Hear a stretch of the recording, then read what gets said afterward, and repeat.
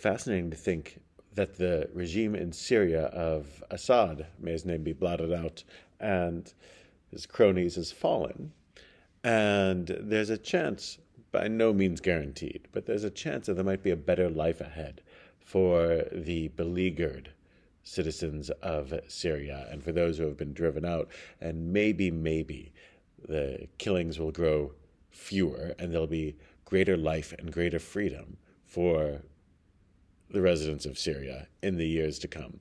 And that all that was brought about, it seems, by the war between Israel and Iranian proxies in Gaza, and Lebanon, and with Iran itself.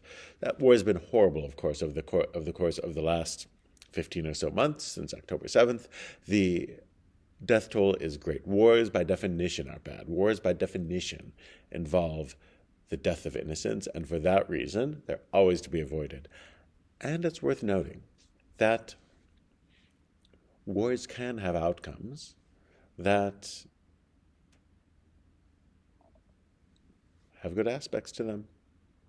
This is part of what we reflect on, that maybe the horrible nature of the war of the last year may have brought about a better future for Syria. By no means guaranteed.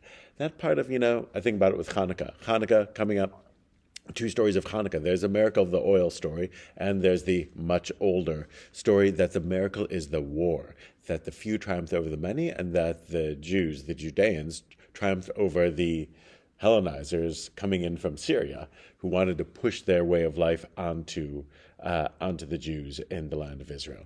Look, it's a holiday that celebrates a triumph in a war, and it recognizes that, as the book of Ecclesiastes, Kohelet says, that it's a time for war and a time for peace. Et milchama, et shalom. You have to recognize that it's not always possible to achieve peace, even though we always pray for it and we always work for it, but it's not always the result. And that when one finds oneself in war, there might be outcomes that are positive. God willing, that will be the case here, that maybe Syria will be more stable, less oppression, less death. Again, not guaranteed, but the opportunity exists.